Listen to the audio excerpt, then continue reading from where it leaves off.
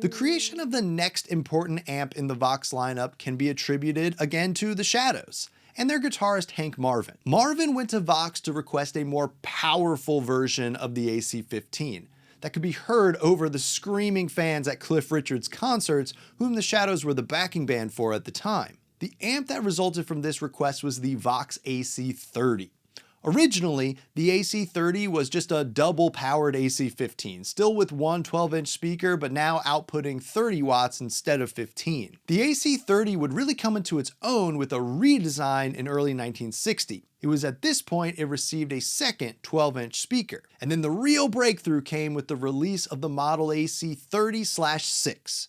In addition to fixing some known issues with the vacuum tubes, Vox added for the first time their signature top boost feature. The top boost or brilliance feature was an optional rear panel mounted circuit that contained an extra gain stage and an extra tone control. This extra circuit significantly boosted the high frequency output of the amp, plus 30 dBs at 10K.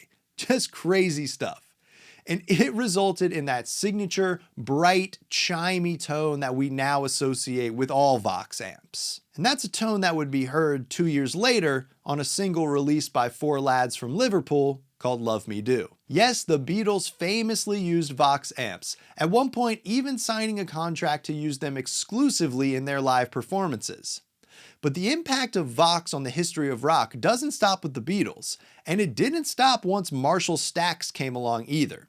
The Rolling Stones, the Kinks, Queen, U2, and Radiohead are just some of the bands that owe part of their guitar tone to Vox. An important distinction about this early era of Vox amps is that Vox was not the name of the company. Jennings Musical Industries produced the Vox line of amplifiers, as well as other instruments and musical products. But in the late 1960s, Thomas Jennings sold his controlling interest in JMI, and both his company and the Vox brand would change hands many times over the next several decades. Eventually, by the 1990s, JMI had completely died off, and just the Vox brand was sold to Korg, with whom it still resides to this day. And they still pump out AC15s and 30s by the truckload. However, look no further than Logic Pro's Amp Designer for your very own AC30 emulation, which is called British Combo. Sporting a 2x12 cab and of course that iconic Vox look, this is the most Vox-like emulation to me. It's got chime for days. Throw a little spring reverb on it and you'll be dying to play Apache.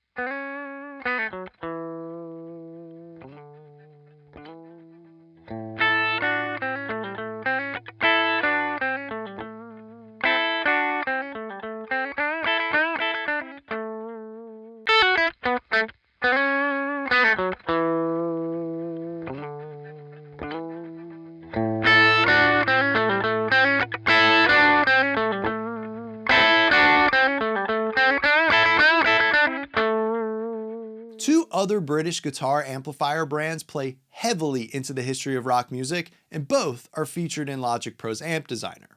The first is Hiwatt. While lesser known in the mainstream than Marshall or Vox, Hiwatt amps contributed tremendously to the sound of the British invasion. Dan Reeves started the Highlight Company in 1966. The story goes that a friend of Dan's was in a band called the Highlights, and in the early 60s, one of their amps blew up. Dan took one look at it and said, I could build something better than this, and thus started his journey into amp design. In 1966, he was laid off from his job at Mullard Electronics and used his 800-pound severance pay to begin building his company and his dream amplifier, which he named the Hiwatt. Right from the start, Reeves was committed to using the highest quality components, impeccable wiring, and a robust cabinet construction. These factors would combine to give Hiwatt an edge in the marketplace. In an effort to get his new business off the ground, he partnered with Ivor Arbiter. Arbiter is a notable figure in rock history himself, having designed both the original fuzz face pedal and the Beatles logo. In the 1960s, he owned a music store called Sound City, and it contracted Reeves to manufacture a line of amplifiers under the same name. Therefore, the earliest available Hiwatt amplifiers, known as Mark I's, were branded as Sound City amps.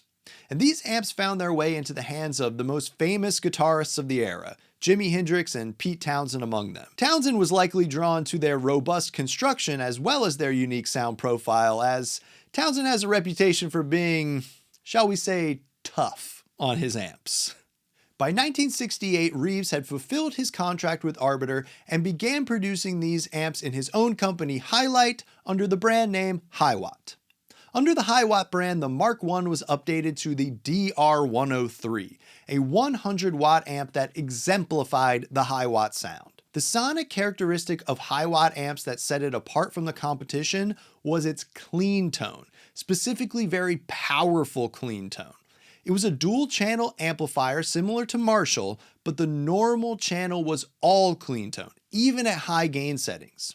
Then the overdrive was introduced on the second channel, the Brilliance channel. Make no mistake, despite their looks, Hiwatt is no Marshall clone.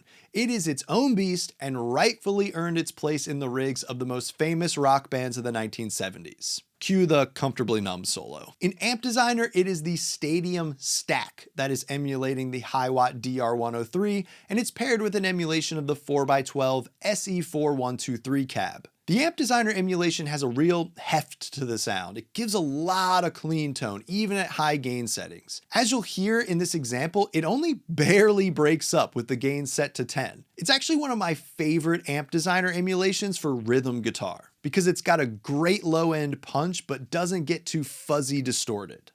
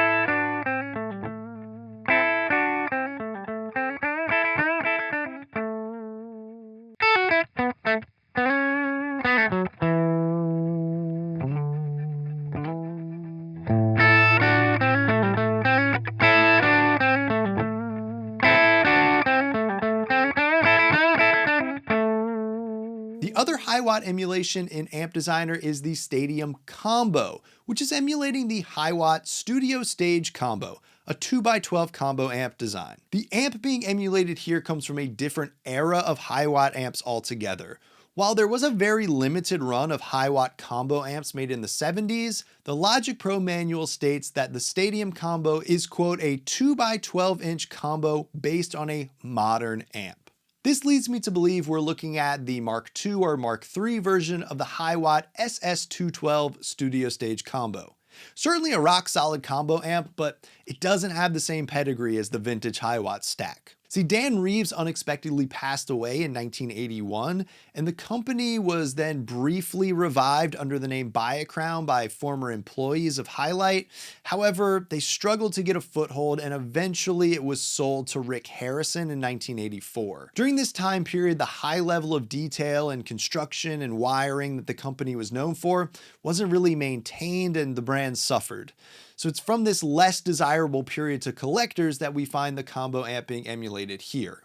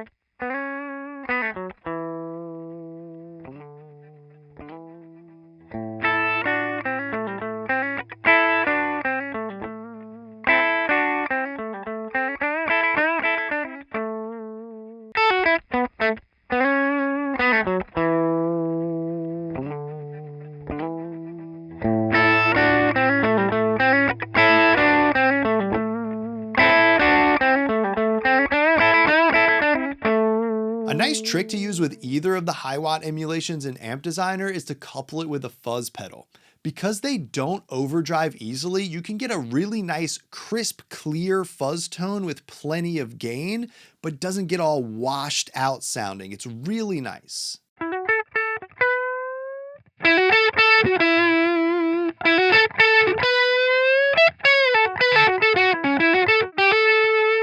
Before we continue on with the video, I've got a free gift just for you. A topic that causes a lot of confusion in Logic Pro are buses. So I've created the definitive guide to buses in Logic Pro. In this comprehensive video guide, you'll learn what buses are, how to use them, and advanced busing techniques. We start with the very basics and go all the way through some pretty advanced stuff. And I truly believe there's something in this video for everyone. So hit the link in the description box below the like button and download your free copy today. The other British company founded in the 1960s featured in Amp Designer is Orange. The instantly recognizable Orange amps was founded in 1968 by Cliff Cooper. Cooper got his start in the music industry in a band called the Millionaires, who were produced by the legendary Joe Meek. During this time, Cooper built a small recording studio, but quickly received noise complaints from his neighbors. This gave him the idea to create a micro guitar amplifier that used an earpiece instead of a loudspeaker. This guy was really ahead of his time. He created 100 of the CTI Pixie portable micro amps, and then was forever bitten by the bug of manufacturing and designing musical equipment. He actually took this invention to Thomas Jennings of Vox Amps to see if they were interested in marketing it. It wasn't the right fit for Vox at the time, but Jennings encouraged Cooper to keep going and develop more products. By 1968, his studio had moved to a bigger basement facility, and in order to subsidize the studio business, he turned the ground floor of this space in Soho into a retail shop. Cooper then made a fateful choice. He painted the walls of this shop bright orange. Fortune was again on his side when he had trouble stocking amplifiers in the store. His counterculture look and attitude made distributors of Fender and Marshall unwilling to work with him. So he just decided to create his own amps, and Orange Amps was born. With its distinct orange-colored cabinet and basket weave grill cloth, Orange Amps always made a visual statement. But their sonic imprint was fully formed in 1971 with the release of the Pix-only version of the OR120 amp. The idea of using unique symbols for the control knobs instead of words came to Cooper as he was driving, when he noticed that road signs in the UK were being converted to symbols instead of words to aid foreign travelers. In 1972, designer John James made this dream a reality, and the Pix-only was born. A 120-watt beast of an amplifier that included capacitor-coupled phase inverters, which drove the tubes harder than ever before. This and other technical upgrades resulted in the crunchy, biting orange sound that we all know and love, and its whimsical design further entrenched Orange amps in pop culture. It was also paired with an equally impressive 4x12 orange cab that contained a multitude of unique characteristics thanks to designer Mick Dines. It was 15 inches deep instead of 14 like most other cabs of the time. It was made of a thick plywood construction with a picture frame design, and that iconic basket weave grill cloth actually served a double purpose. It both made the cab more durable, but it also thickened up the sound coming out of the speakers. Many famous artists have used Orange amps over the years, but one of their earliest adopters was Peter Green of Fleetwood Mac, who considered the orange tone more characterful than that of its contemporaries. They were later famously used in the recording of Stevie Wonder's Superstition, became a favorite of Jimmy Page's, and gave Oasis their signature crunchy guitar tone. In Logic Pro Amp Designer, we have the Sunshine Stack, which is accompanied by a 4x12 cab and is certainly emulating an Orange amp. I mean, just look at it. It's difficult to say if it's emulating the vintage OR120 or the more modern AD30, but based on the beat up look to the graphics, I'm gonna give it to the OR120 Pix-only, as that amp first exemplified the orange sound. Either way, this emulation definitely has that characteristic orange drive and bite.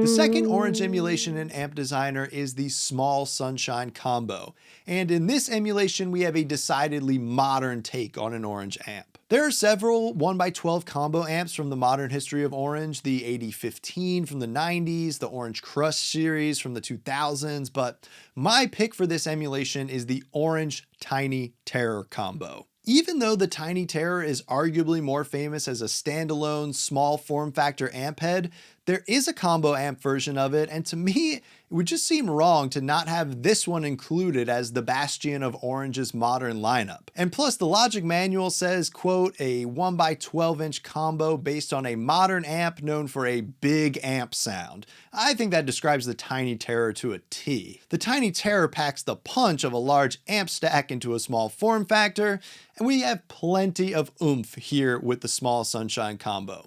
To me, it's a bit brighter, with less low-end punch than the Sunshine Stack, but I think it does a really good job of representing a smaller combo amp sound with the orange character.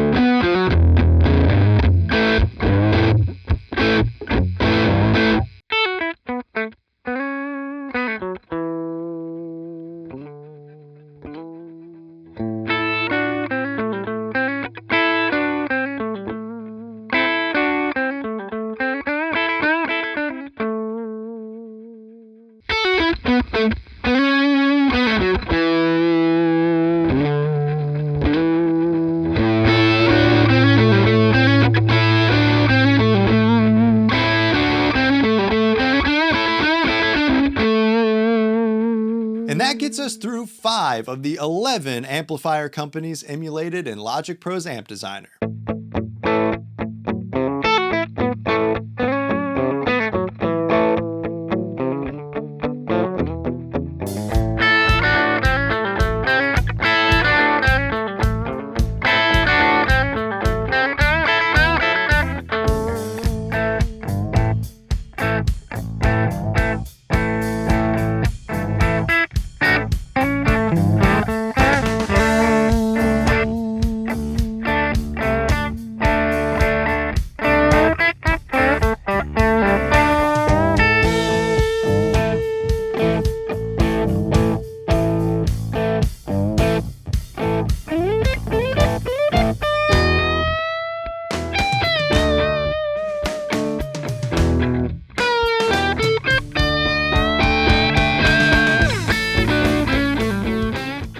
Obviously, I've just scratched the surface of the history, nuance, and collectability of each of these manufacturers.